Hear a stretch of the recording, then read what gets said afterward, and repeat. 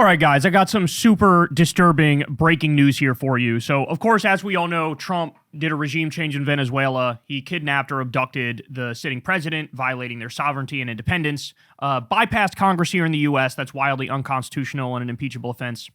Totally violated and skirted international law. And now that he did that, as I warned you, he feels invincible. He feels emboldened. He has not hit a wall of resistance yet about this. The Democrats did not move immediately on impeachment. There's no talk about the 25th Amendment. There's no talk about a million-man march to flood the streets in Washington and stop this from happening. And so now Trump feels like he's on cloud nine. He is as powerful as God or more powerful than God. And so the downside of that is colossal. So I'm going to walk you through that in a second, what he's saying. But first, let's talk about the clear and present danger of the right wing in America, which I honestly believe is it's an impediment to the survival of all humanity on Earth.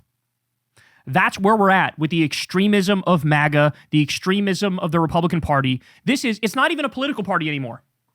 It is a terrorist death cult. It is a fascist terrorist death cult. And I'm about to prove it to you now. So first, let's start with this. Here is the stuff Fox News was saying after the regime change in Venezuela. This should send a chill down your spine. I can tell you also, if I'm Mexico and Colombia right now, I am paying very close attention to these operations. What is Mexico thinking? Run by drug cartels, poisoning the American people, killing tens of thousands. Yet Trump and his administration want to really tackle, as you were laying out, from Mexico, the big picture, to Colombia, to the entire Western Hemisphere, to tackle such a huge, monumental task, which is to eradicate the threat of narcotics to the American people. I also think the cartels located in Mexico on their compounds have to be saying, am I next? And Mexico is probably going to be the worst. I mean, just think about it. Everyone in that country almost is touched by some level of violence or crime caused from narco trafficking. Claudia Sheinbaum is probably legitimately concerned, given her ties to the drug cartels in Mexico. It did happen from Mexican cartels to Colombian terrorists. What are the next countries that you're concerned about? Colombia, next door, Mexico. How does that play out? And I think that those are the bigger picture questions as far more than the process questions of congressional approval. So was this operation a message that you're sending to Mexico, to Claudia Sheinbaum, the president there? Well, it wasn't meant to be, and we're very friendly with her. She's a good woman, but the cartels are running Mexico. She's not running Mexico. The cartels are running Mexico. And we could be politically correct and be nice and say, oh, yes, she is. No, she's very, she's very frightened of the cartels. They're running Mexico. But they come in through the southern border, and something's going to have to be done with Mexico. I thought it was also fascinating to talk about Mexico and Colombia and Cuba. So do you see what they're doing here? They are now setting it up that, oh, you think we're done?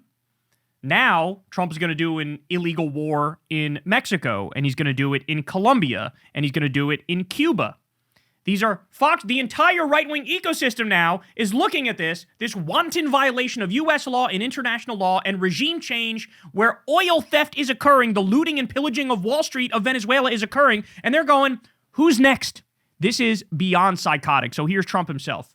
He's on Fox and Friends, and he says the following. But we can't take a chance after having done this incredible thing last night of letting somebody else take over where we have to do it again. We can do it again, too. Nobody can stop us. There's nobody that has the capability that we have. When I watch that war in Russia going on and on and on and everybody dying, and it's like it's primitive. It's primitive. It's horrible. We can do it again. Nobody can stop us. That's what he said. We can do it again. Nobody can stop us. In a telephone interview this morning with The Atlantic, President Trump issued a threat against Venezuela's interim president, Delcy Rodriguez. That's Hugo Chavez's VP, who's now running the country, saying that, quote, if she doesn't do what's right, she's going to pay a very big price, probably bigger than Maduro, adding that he would not stand for Rodriguez's defiant rejection of U.S. military intervention by the United States. Additionally, during the interview, President Trump reaffirmed that Venezuela may not be the last country subject to American intervention, or even that it would remain isolated to Latin America, clearly stating, quote, we do need Greenland, absolutely, while describing the island, which is a part of Denmark, a close ally and member of NATO, as surrounded by Russia and Chinese ships. This part of the Venezuela story is almost certainly going to fly under the radar.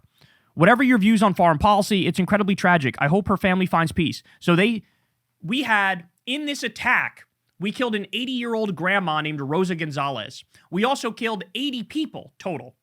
Okay? So civilians were killed, and Trump is threatening, well, now we're going to do it in a bunch of other countries too. New Trump administration officials tell Zateo that Trump is, quote, very interested in secret plans drawn up last year to send U.S. Special Forces into Mexico. One official even says Trump recently asked for updates on preparations for a possible operation. So like I told you, he wasn't hit with immediate impeachment. He wasn't hit with immediate resistance. He wasn't hit with the threat of arrest.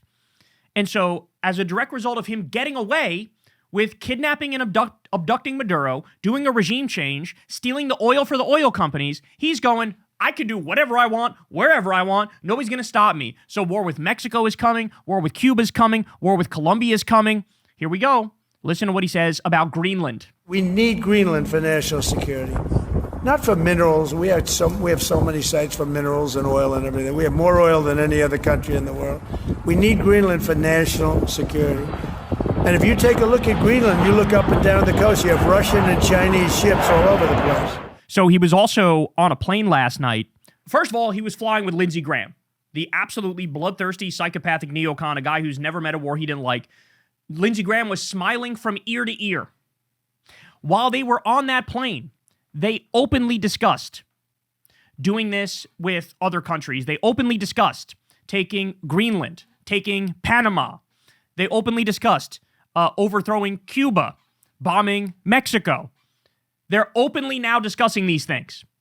So be afraid, y'all.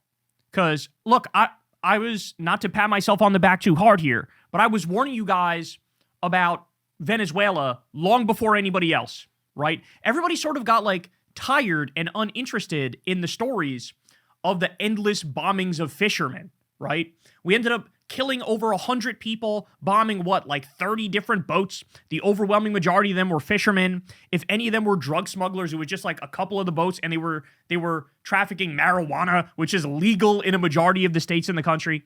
So people sort of got like tired of that. But I was warning you guys, there's like 3 giant warships sent to the region. There's 15,000 troops sent to the region. Trump sent our special forces to the region. They're using Puerto Rico as a staging ground.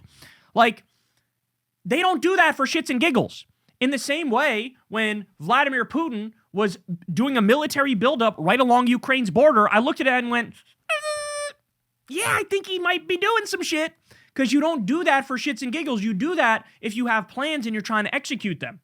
So that's exactly what Trump did here in Venezuela. Illegal war, illegal regime change, carpet bombing of Caracas, killing innocent people. Fucking the whole region is in total chaos now. Now they're trying to extort and coerce the new president into letting the oil companies run wild and steal the wealth and loot and pillage from Venezuela. And now at the same time, they're going, Greenland, we're going to take you. Panama, we're going to take you. Cuba, you're about to get regime change as well. You're about to be overthrown as well. Mexico, how about we do prolonged bombing raids there? How about we launch illegal wars in 5 or 6 new countries and you all shut the fuck up and take it? Because since I enjoyed what happened here in Venezuela, the other thing is, notice nobody's talking about the Epstein files anymore, right? Nobody's talking about the Epstein files. There was wall-to-wall talk for weeks on end of Donald J. Trump being a fredophile rapist. We were combing through every single nook and cranny of those files, looking at every detail. And by the way, only 1% of the files are even fucking released. They violated the law on that too, by the way. Pam Bondi should be arrested. Kash Patel should be arrested. But we're talking about all that stuff. We're talking about the Katie Johnson case. I showed you her entire testimony the other day. And now notice, nobody can talk about that because our psychotic president just launched another fucking illegal war. So he's looking at it like I have every incentive in the world to do this. He's also now getting pats on the back from the neocons and the elites and the establishment and the billionaire class. Mainstream media is doing a horrible job talking about this. We'll do a segment on that tomorrow, by the way. Just how much the media, mainstream media betrayed you. Liberal media betrayed you. And here we are discussing this. And by the way, don't sleep on it. I'm telling you right now, everybody was sleeping on it when I was saying they're going to do regime change in Venezuela. Now they're sleeping on it when I warn you about Cuba, when I warn you about Mexico, when I warn you about Greenland, when I warn you about Panama. Do not sleep on any of it. They fucking mean it. They fucking mean it. And nobody is holding them in check. Nobody is fighting back against them. Nobody is arresting these gangster mafia criminals. But they need to be. They absolutely need to be. We need bodies in the street. We need the Democrats doing impeachment. We need the cabinet press to do the 25th Amendment. This motherfucker is allegedly hiding an Alzheimer's diagnosis. And he's starting like 6 new wars. And we're all supposed to act like everything is normal and everything is fine. Nothing is normal and nothing is fine. It's time to fight back.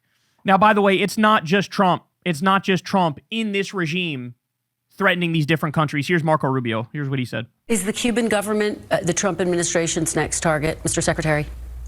Very quickly. Well, the Cuban government is a huge problem. Yeah, the Cuban government is a huge problem. First of all, is that a yes? Cuba, but I don't think people fully appreciate. I think they're in a lot of trouble. Yes, I'm not going to talk to you about what our future steps are going to be and our policies are going to be right now in this regard, but I don't think it's any mystery that we are not big fans of the Cuban regime, who, by the way, are the ones that were propping up Maduro. His entire internal security force, his internal security apparatus is entirely controlled by Cubans. One of the untold stories here is how, in essence, you talk about colonization, because I think you said Delcy Rodriguez mentioned that. The ones who have sort of colonized, at least inside the regime, are Cubans. It was Cubans that guarded Maduro. He was not guarded by Venezuelan bodyguards. He had Cuban bodyguards. In terms of their internal intelligence, who spies on who inside to make sure there are no traitors, those are all Cubans. So there's Marco Rubio saying Cuba's next. Hours after the Venezuela operation, U.S. sent warnings to the governments of Mexico, Cuba, and Colombia that their countries could be next. And by the way, I'm also reminded of what Gustavo Petro, the president of Colombia, said. He said that there's a clan of pedophiles running the U.S., and they will do anything to hide those files, and they're going to steal our neighbor's oil. They're going to steal Venezuela's oil.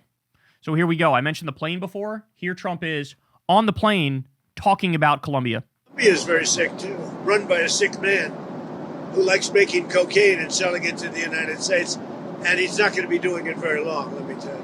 What does that mean? He's not going to be doing it very long. He's not doing it very long. He has cocaine mills and cocaine factories. He's not going to be doing it very long. So there will be an operation by the U.S. and it sounds good to me. Sounds good to me was that last. So there's going to be an operation in Colombia. He said, sounds good to me. I'm telling you, do not fucking sleep on this. Do not sleep on this. Get out there and protest. Call your Democratic representatives. Tell them you have to impeach him. Because this man will leave the entire world a smoldering ash heap before he's done. Hey y'all, do me a favor and like and subscribe. It helps out big time in the algorithm. Click the bell as well for notifications when videos drop. And watch that video on screen right now. You know you want to.